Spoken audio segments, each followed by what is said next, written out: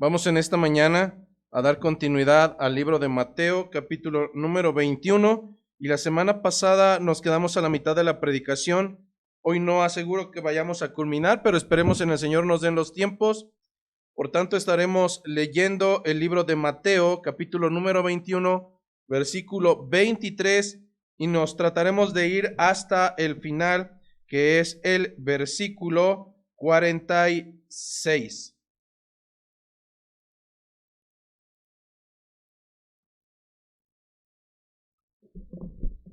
Dicen las Escrituras en esta mañana. Libro de Mateo, capítulo número 21, versículo 23. Cuando vino al templo, los principales sacerdotes y los ancianos del pueblo se acercaron a él mientras enseñaba y le dijeron: ¿con qué autoridad haces estas cosas? ¿Y quién te dio esta autoridad?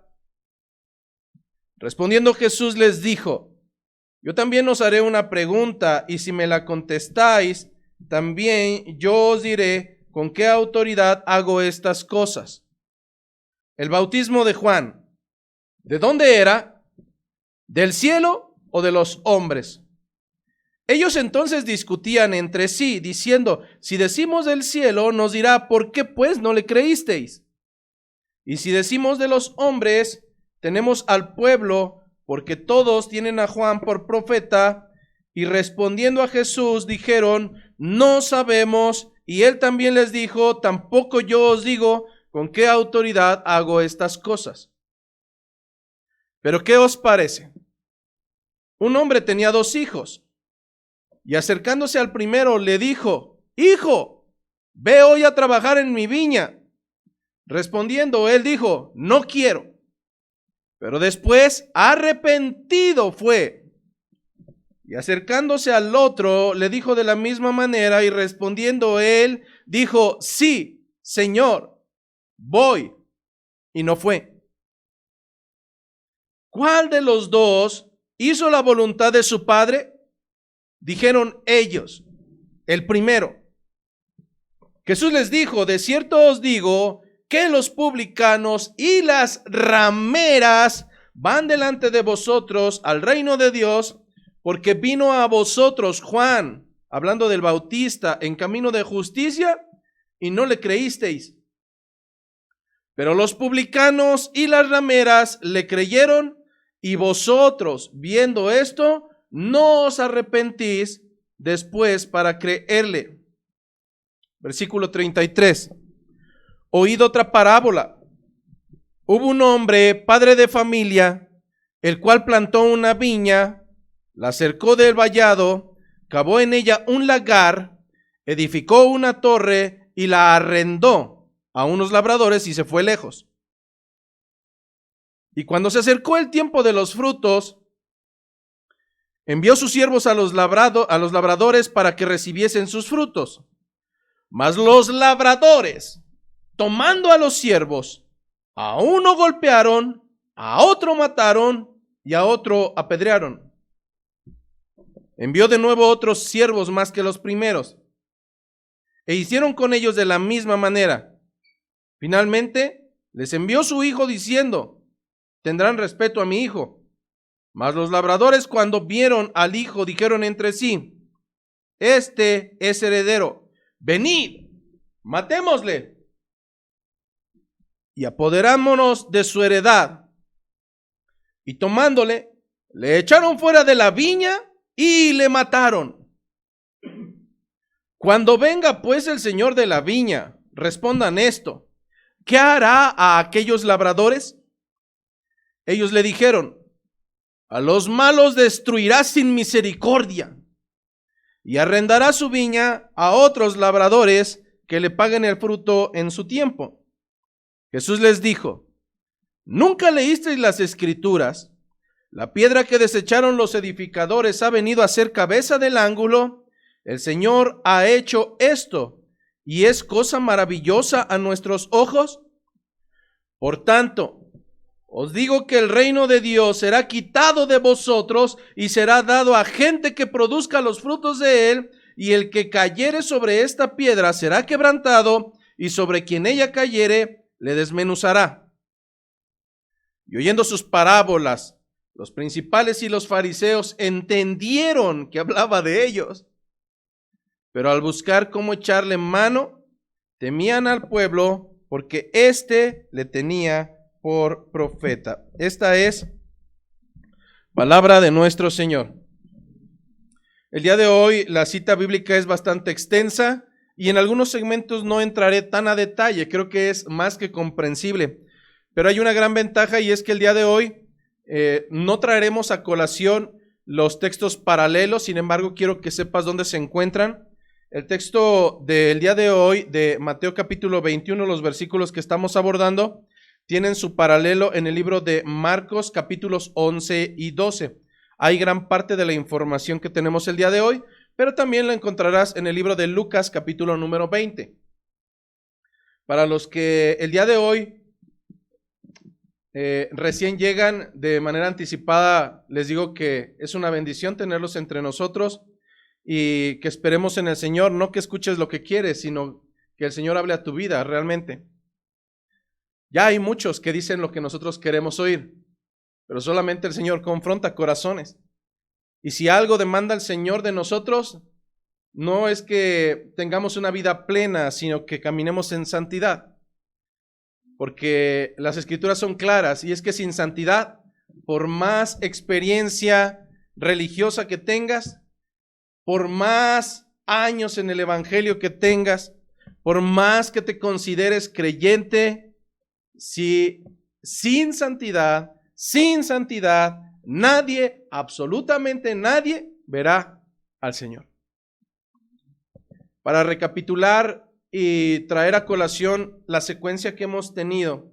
La semana pasada el texto de Mateo nos hablaba acerca de una escena icónica en la cristiandad. Nos hablaba acerca de una situación donde Jesús saliendo de Betania y yendo a Jerusalén, Jesucristo como cualquier ser humano, y esta es la grandeza de nuestro Dios, que bajó a nuestras bajuras y se encarnó en hombre y sintió lo que nosotros sentimos, angustia, desesperación, soledad.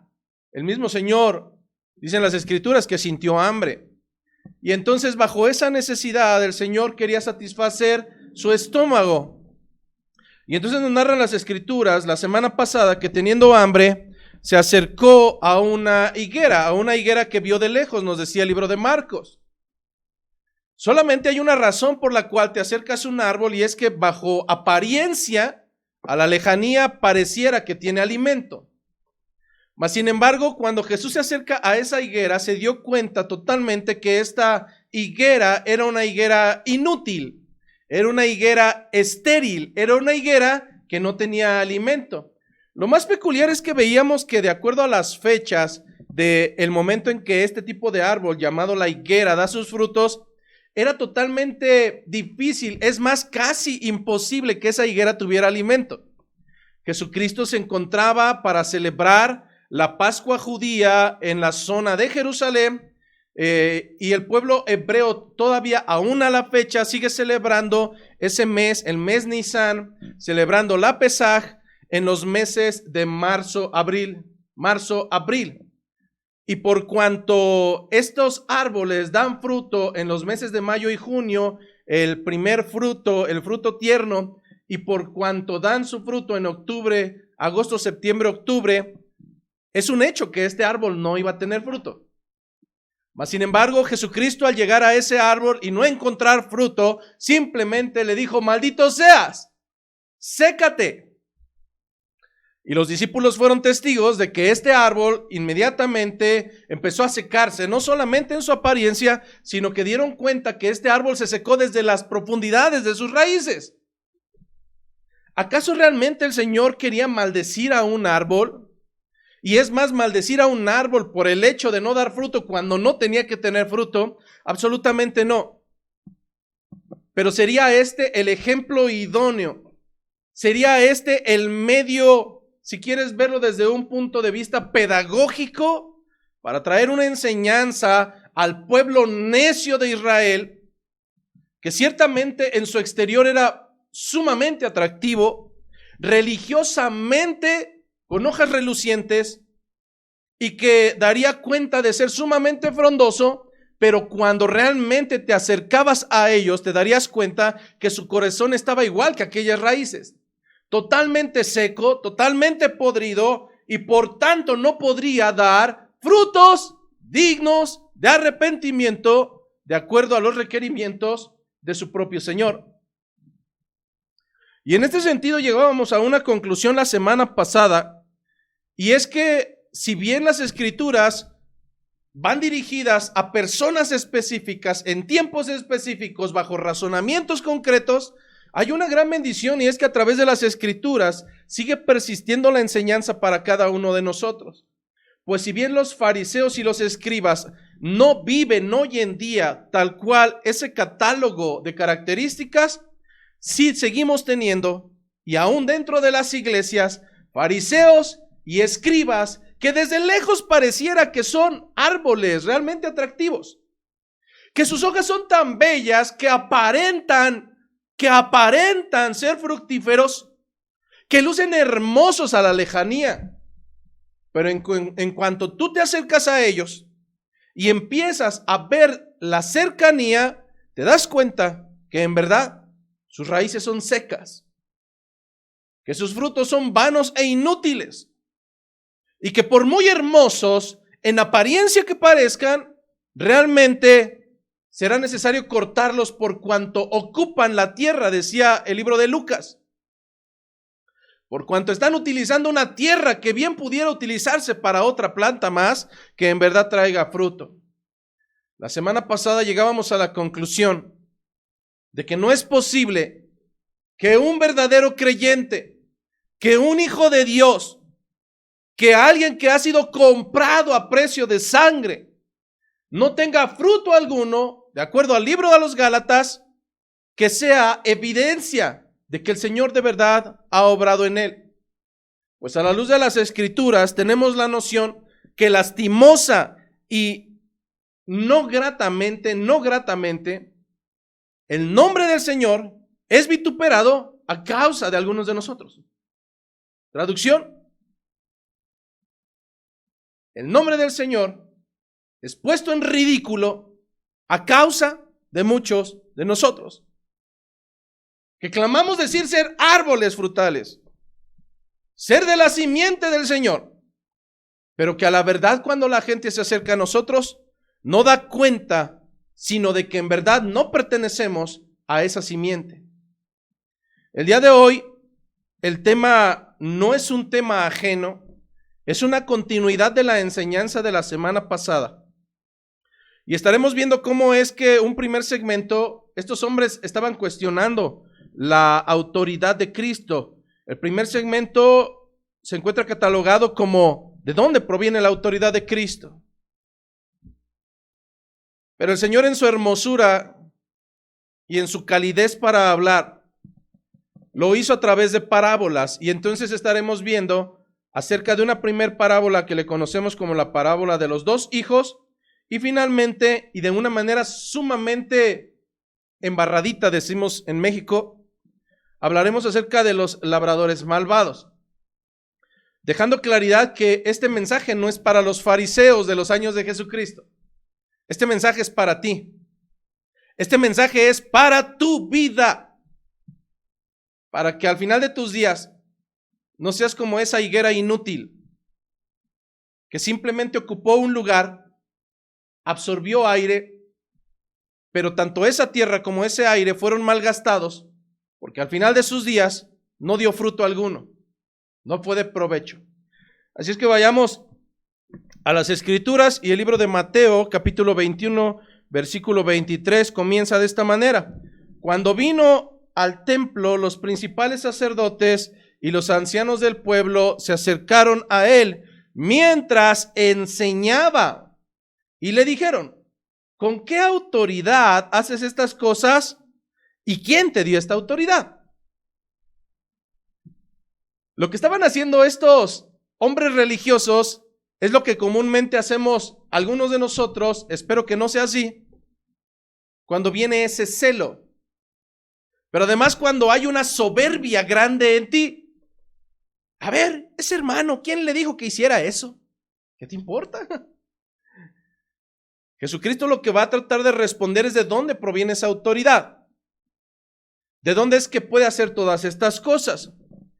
La primera característica que tenemos que tener en cuenta es ¿qué se encontraba haciendo Jesucristo? Jesucristo se encontraba haciendo lo que usualmente hacía, enseñando, predicando, trayendo las buenas nuevas de salvación. Así es que cuando alguien enseña usualmente y más al aire libre, son pocas las opciones o las razones por las cuales hay gente presente. Por un lado, podemos tener gente que está presente en una exposición al aire libre donde no es obligatorio por la necesidad total de aprender. Usualmente cuando ves un predicador en las calles, habrá diferentes tipos de personas y verás algunos que realmente se estacionan ahí porque están hambrientos de escuchar y de escuchar y de escuchar y no se mueven de ese lugar. Pero también tenemos un segundo tipo de gente, la cual cuando hay una enseñanza y más al aire libre en la escena de Jesucristo, que se encuentran en ese lugar simplemente por metiches. ¿Qué estará pasando aquí? ¿Qué sucede? Pues vamos a ver, dicen que caminando por fe. Y entonces llegan, escuchan un ratito y como no satisface la llenura ni de su corazón ni de su mente, simplemente pasan de largo. Están un momento, después se van.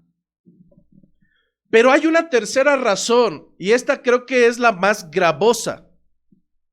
Y es que también cuando hay una exposición, y más al aire libre, como en la escena de Jesucristo, que se nos narra por parte de Mateo, hay hombres y mujeres que están en medio de una exposición, bajo su propia percepción, con mayor sabiduría, incluso que el expositor.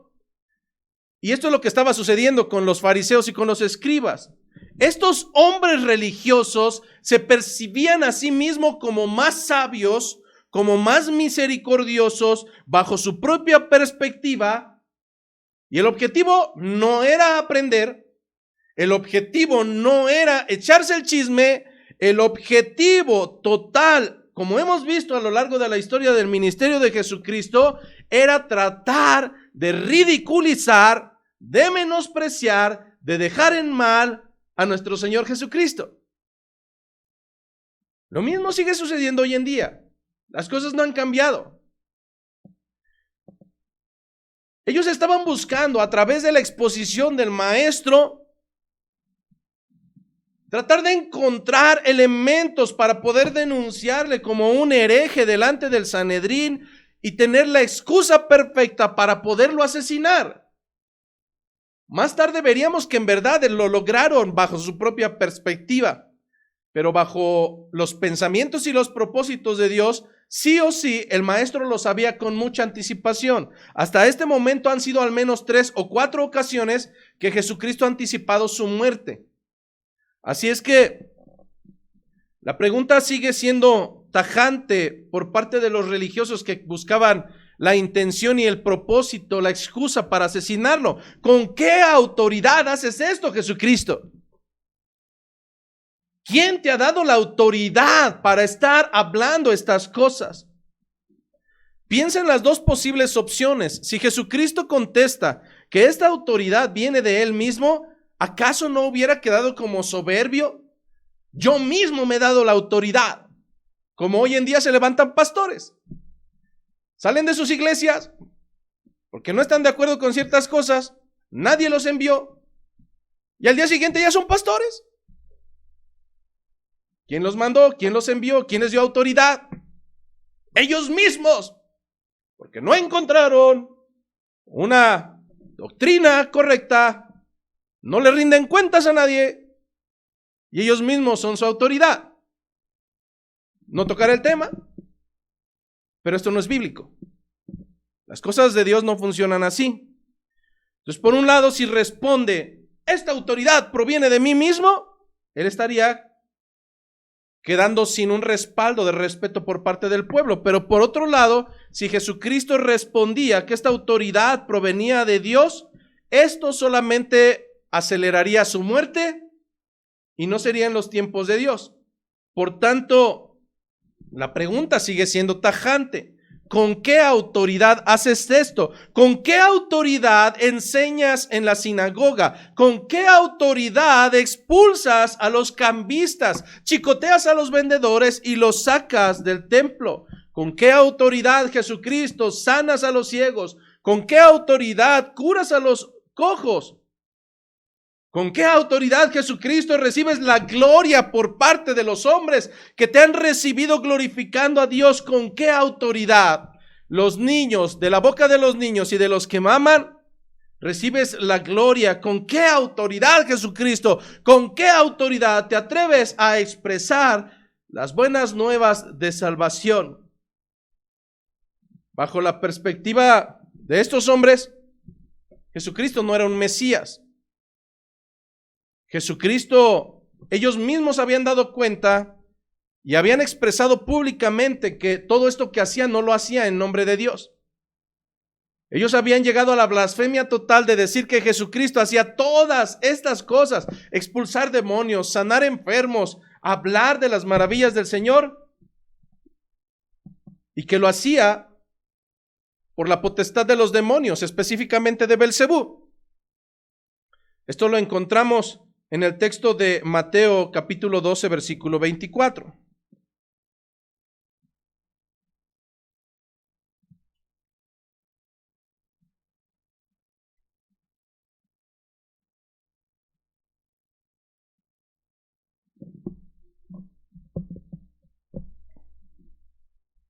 Desde el 23 dice: y toda la gente estaba atónita y decía: ¿será este aquel hijo de David? Mas los fariseos al oír le decían: este no echa fuera los demonios, sino por Belcebú, el príncipe de los demonios. Así es que cualquier respuesta que hubiera dado Jesucristo, para ellos no hubiera habido satisfacción. Es como cuando entre nosotros hay un necio que le dices: no hagas esto, no hagas esto, no hagas esto, y ¿sabes qué termina haciendo? Haciéndolo, porque es necio. Lo mismo a estos hombres. ¿Qué respuesta hubiera satisfecho su necesidad de escuchar de dónde provenía la autoridad de Jesucristo si ellos perjuraban que realmente esta autoridad provenía no solamente de cualquier demonio, sino de el príncipe de los demonios, Belcebú? Cualquier respuesta hubiera sido nula delante de ellos. Así es que el Señor no responde directamente la pregunta, sino que en el libro de Mateo, capítulo 21, versículo 24, nos dice que respondiendo Jesús les dijo: yo también os haré una pregunta, y si me la contestáis, también yo les contestaré, también yo les diré con qué autoridad hago estas cosas. ¿Cuál es la pregunta que les hizo a estos hombres religiosos? El bautismo de Juan, ¿de dónde provenía? ¿De dónde era? ¿Del cielo o de los hombres? Jesucristo no estaba omitiendo la respuesta a la pregunta que le habían hecho. Jesucristo no estaba cantinfleando ni trastabillando para poder omitir la pregunta. Jesucristo los estaba llevando al origen mismo de la autoridad que provenía, de dónde provenía su autoridad. Cuando nosotros vamos al texto bíblico de Mateo capítulo 3, versículo 11, encontramos la razón y la fuente del por qué hace este cuestionamiento. Ustedes, fariseos y escribas, antes de responderles de dónde proviene mi autoridad, díganme, Juan Bautista, ¿de dónde provenía? ¿De los hombres o del cielo? Si ellos hicieran remembranza al texto bíblico de Mateo, capítulo 3, versículo 11, darían cuenta que con esto responderían esa pregunta que estaban haciendo. Mateo, capítulo 3, versículo 11.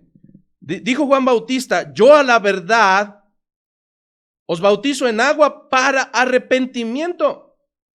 Y aquí viene la respuesta: pero el que viene tras mí, yo solamente soy un preparador, yo solamente estoy allanando el camino, pero el que viene tras de mí, yo solamente soy un enviado, yo solamente soy alguien que viene a prepararle la entrada, pero el que viene tras mí, cuyo calzado yo no soy digno de llevar, es más poderoso que yo. Traducción: tiene mucho más autoridad que yo. Él los bautizará en el Espíritu de Dios y además en el fuego.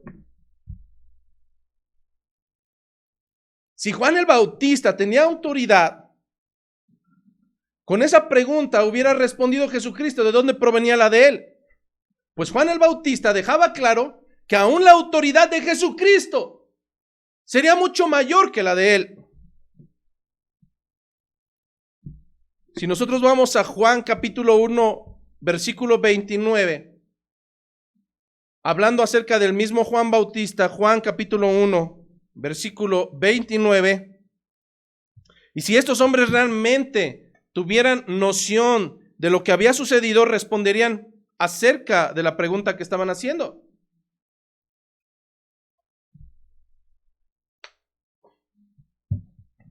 Juan 1:29 nos narra que el siguiente día, hablando ya del bautismo de Jesucristo, vio Juan el Bautista a Jesucristo que venía a él y dijo: ¡He aquí el Cordero de Dios! ¡He aquí el Cordero de Dios que quita el pecado del mundo! Este es aquel de quien yo dije: después de mí viene un varón, el cual es antes de mí, porque era primero que yo. Jesús no está evadiendo la pregunta, Jesús los está llevando al origen mismo de aquel que había declarado antes de conocer a Jesucristo que Él era el Mesías, que este era el Cordero de Dios, que este es el que era, el que es y el que será, que es el Verbo encarnado. Así es que la pregunta de Jesucristo en sí misma viene con una carga de respuesta tan grande que incluso con esta pregunta Jesucristo deja arrinconados a aquellos que querían avergonzarle. Tal pareciera que estos hombres no entienden una y otra ocasión, tratando de traer mal delante de Jesucristo, tratando de ridiculizarlo, son ellos los que siempre salen ridículamente avergonzados. Así sucede, hermano. Así sucede con la misericordia de Dios. Él guarda a los suyos y tarde que temprano les da gloria en medio de sus enemigos. Continúa narrando Mateo capítulo 21, versículo 25 en el texto base. Mateo 21, 25 nos dice que ellos entonces empezaron a hacer team back, ahí empezaron a juntarse como lo hacen los futbolistas. Y entonces ellos empiezan a discutir entre sí diciendo: oigan, esperen, a ver, si decimos que su autoridad proviene del cielo, entonces nos dirá: ¿por qué pues entonces no le creísteis? No, sí, yo creo que nos dejarían ridículo porque si decimos que provenía de Dios, entonces nosotros estamos contra Él. Versículo 26. Y si decimos de los hombres, si decimos que su autoridad viene de los hombres, pues la verdad es que somos bien miedosos. No se nos vayan a venir encima todo el pueblo. Si decimos que su autoridad proviene de los hombres, entonces tenemos al pueblo. Porque todos ellos sí dicen que Él es el profeta, que Juan Bautista era el profeta. Versículo 27. Y entonces respondiendo a Jesús dijeron: no sabemos. Qué ridículo, ¿no? Ustedes, los conocedores de la ley, que generación tras generación han transcrito las escrituras, verso a verso, párrafo a párrafo, capítulo a capítulo, ustedes que son los conocedores de la ley, que son los escogidos del Señor para darnos el mensaje al pueblo que somos incultos, ¿ustedes me están diciendo que no saben? Pues entonces, dice Jesucristo, Él también les dijo: si ustedes no saben, entonces tampoco yo os digo con qué autoridades hago estas cosas. Es decir, si no comprenden esto que es básico, si delante de sus ojos ha llegado la majestuosa presencia de Dios y ustedes no pueden percibirla porque tienen escamas, porque sus ojos están sellados, porque son ciegos que caminan y tropiezan. Si no saben con qué autoridad venía Juan Bautista, mucho menos comprenderán de dónde proviene mi autoridad. Así es que ciertamente la autoridad de Jesucristo sí o sí provenía del mismo Dios. Bajo esta autoridad que le fue otorgada, Jesucristo tenía la potestad, Jesucristo tenía el mérito para revelar a quien Él le placiera. Pero en esa soberanía a Él le plació que a estos hombres perversos no les revelaría su gracia, simplemente su corazón seguiría endurecido. Y esa es la soberanía de Dios. Él le da revelación a quien Él le place. Y Él omite revelación a quien Él le place. Por una sencilla razón. Porque Él es Dios. ¿Sabes que yo no puedo molestarme, aunque a veces lo hago detrás de este púlpito, por ver que en ocasiones hay muertos vivientes entre nosotros? Mi corazón debe de comprender que la revelación de Dios es para quien Él quiera. Y delante de un mismo mensaje, porque la predicación es la misma, el Señor endurecerá los corazones de quien Él le plazca. Y por tanto, aún entre nosotros habrá quien esté escuchando la misma predicación. Y mientras unos están absortos y queriendo escuchar más acerca de la revelación de Dios, otros están... Pero es normal. El Señor endurece el corazón de Faraón porque a Él le place, porque Él es Dios. El Señor endurece el corazón de los fariseos y de los escribas porque a Él le place. El Señor endurecerá el corazón de tu hijo, de tu hija, el tuyo mismo o el de tu esposa, el de los gentiles, simplemente porque Él es Dios, porque Él es soberano, porque Él hace como Él quiere, conforme al beneplácito de su voluntad. Por tanto, sus ojos estaban cegados. Y por más que los tuviéramos sentados 20, 80, 100 horas hablándoles acerca de la misericordia de Dios, ellos seguirían aburriéndose. Ellos seguirían buscando la necedad de su corazón, tratando de ridiculizar a Jesucristo. Para ellos hubiera sido locura. Lo mismo que hoy en día.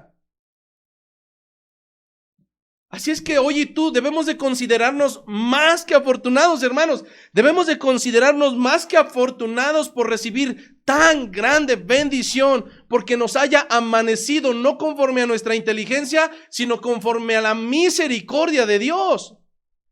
Tú y yo estábamos muertos en delitos y pecados. Tú y yo, estoy seguro que nos habían hablado del evangelio en más de una ocasión, pero nuestro corazón seguía velado.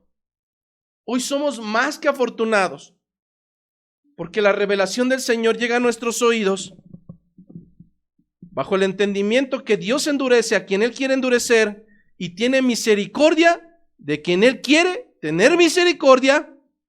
¿Esta es mi enseñanza? No, esta es la enseñanza de la Biblia.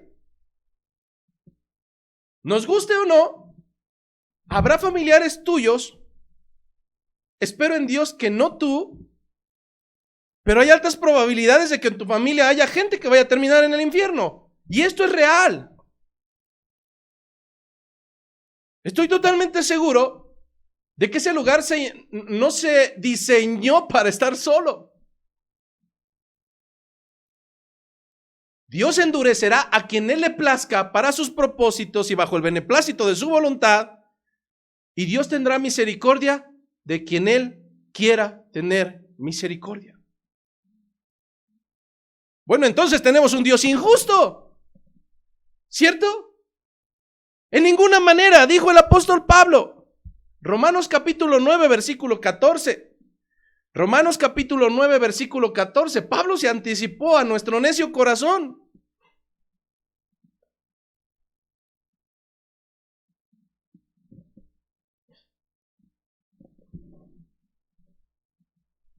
Para la enseñanza, Pablo, en el libro de los Romanos capítulo 9, es muy hermosa la manera en que enseña, porque tal parece que Pablo tiene un antagónico. No sé cuántas veces has visto esa película de un muñequillo que se llama el Gollum. Y él mismo habla y él mismo se responde, pero ya no es Gollum, ahora es Sméagol. ¿Lo has escuchado alguna vez? Mi amo es bueno. No, él mismo se responde. Lo que está haciendo Pablo aquí es algo muy similar. Está teniendo un antagónico y tal parece que su antagónico es arminiano. Porque su antagónico le está diciendo, no, es que entonces Dios es injusto. ¿Por qué salva a unos y por qué deja que otros se condenen? Entonces tu Dios es injusto, Pablo. Romanos 9:14, ¿qué pues diremos? ¿Que hay injusticia en Dios? Él mismo se responde, en ninguna manera. En ninguna manera. Pues a Moisés dice, tendré misericordia del que yo tenga misericordia y me compadeceré del que yo quiera compadecerme. Así que no depende del que quiere, no depende del que corre, sino de Dios que tiene misericordia. Porque la Escritura dice a Faraón, para esto mismo Faraón te he levantado, para mostrar mi poder y para que mi nombre sea anunciado por toda la tierra, de manera que de quien quiere tiene misericordia y al que quiere endurecer, endurece. Y entonces cuando tú estás, dale y no le diste, dices, ¿acaso la palabra es infructuosa? ¿Acaso mis capacidades de convencimiento no son tan buenas para con mis familiares, para mis hijos, para mis compañeros de trabajo? No, hermano, tienes que recordar que la enseñanza bíblica nos dice que Él tiene misericordia de quien Él quiera tener misericordia. Y si el Señor no quiere misericordia, no quiere tener misericordia de tus hijos, por eso Él es Dios. ¿Y acaso por eso estará siendo injusto? No, el Señor es justo por cuanto le da el pago a cada uno conforme a lo que ha hecho en esta tierra. Hermano, pero es que mis hijos son buenos. ¿Buenos? Es que mis hijos son justos. No, tus hijos no son justos. El libro de Romanos, capítulo 3, versículo 9 al 12, al 20, nos habla acerca de esta característica. No, tus hijos no son buenos. Tus hijos son perversos porque no hay justo ni aún uno. No hay quien haga lo bueno, no hay quien busque a Dios. Todos se han hecho inútiles.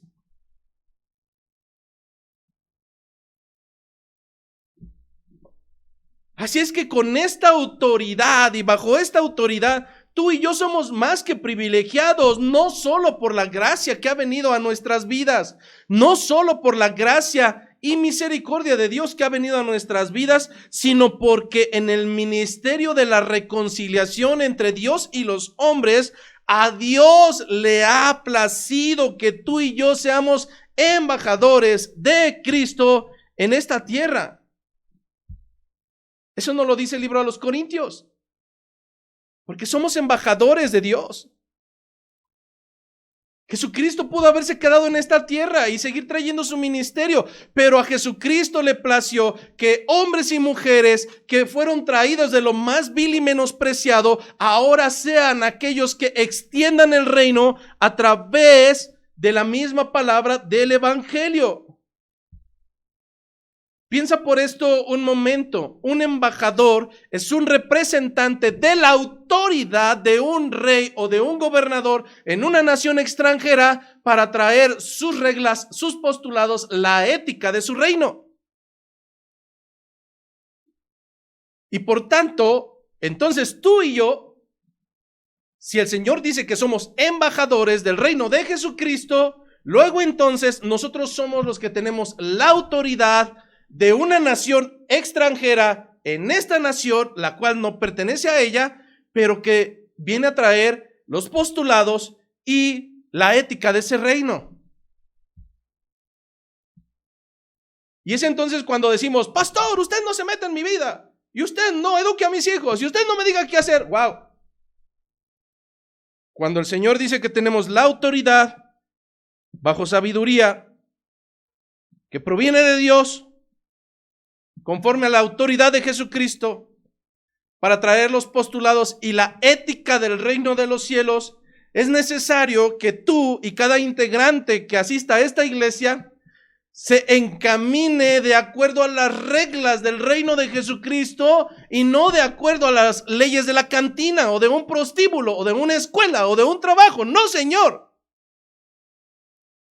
Esta es la representatividad, una pequeña embajada, una pequeña representatividad del reino de los cielos en esta nación extranjera. ¿De dónde proviene pues la autoridad de Jesucristo? Proviene de Dios. ¿De dónde proviene pues la autoridad de una embajada de Cristo? Del propio Cristo. Claro está, siempre y cuando sea conforme a los estatutos de Cristo. Pero en este sentido, al Señor le ha placido que seamos esos representantes, esa autoridad de Dios en esta tierra. Los sacerdotes y ancianos que estaban confrontando a Jesucristo percibían tener esa autoridad de Dios y recaía en ellos. Ellos percibían eso. Pero ¿sabes qué es lo más interesante? Porque seguramente ahorita estarás pensando de ciertos líderes espirituales que dicen lo mismo, que dicen que su autoridad proviene de Dios, que su autoridad proviene del reino de los cielos. ¿Cómo es que yo puedo darme realmente cuenta que una autoridad de Dios proviene de Dios?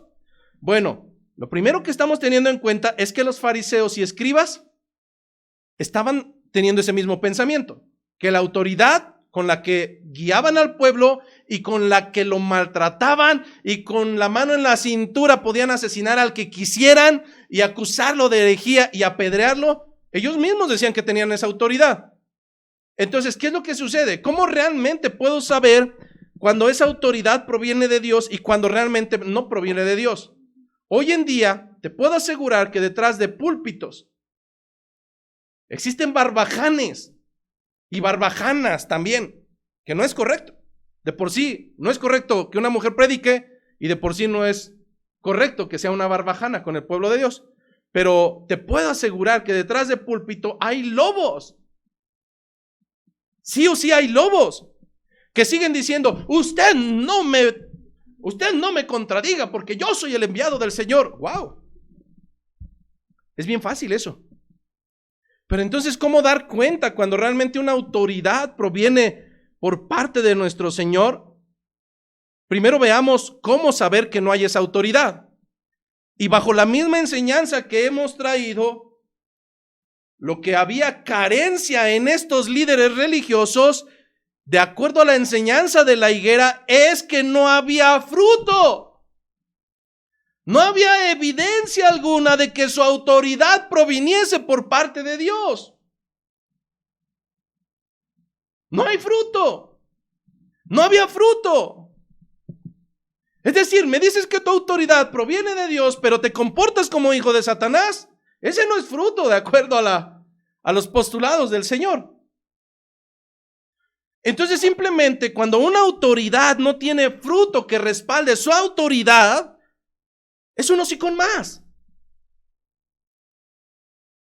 Es alguien que abre la boca con una facilidad tan sencilla, pero si fuera tan hermoso y sencillo de decir, no, sí, yo soy autoridad. Yo soy autoridad que proviene de Dios. Muéstrame tus frutos. Muéstrame las evidencias. Pero aún sin acercarme a ti, sin conocerte en persona, puedo ver que hay autoridades que no dan evidencia de tener la autoridad que provenga por parte de Dios. Al igual que la imagen de la higuera estéril, esta es la perfección, la perfecta ilustración de que sus frutos son malos, de que ellos no cumplen la voluntad de Dios, sino cumplen su propia voluntad.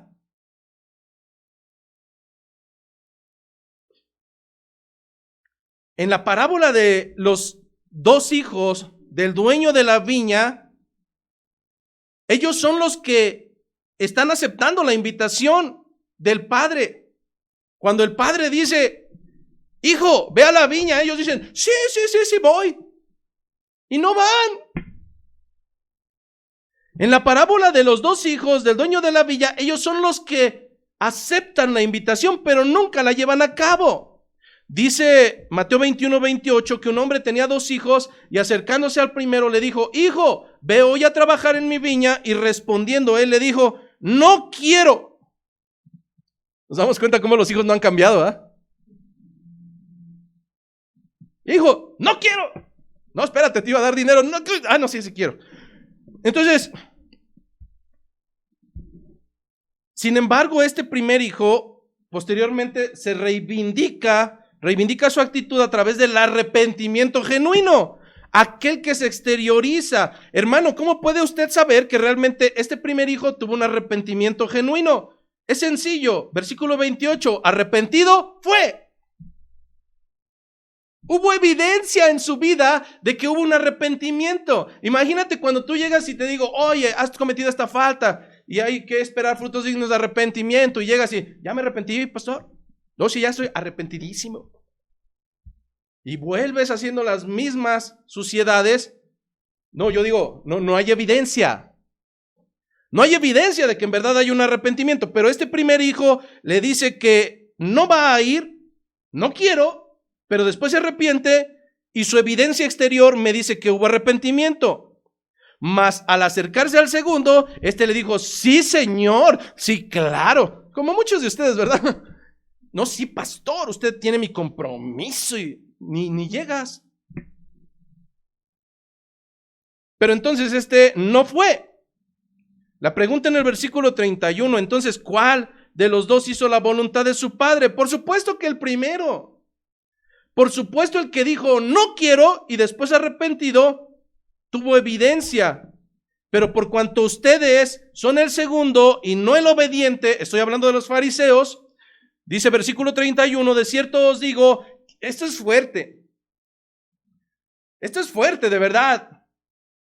Dile a un religioso puro, perfecto, de cierto os digo que los publicanos y las rameras, por tanto, los publicanos y las rameras van delante de ti al reino de Dios.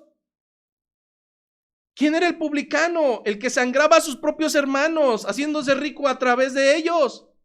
De estarlos.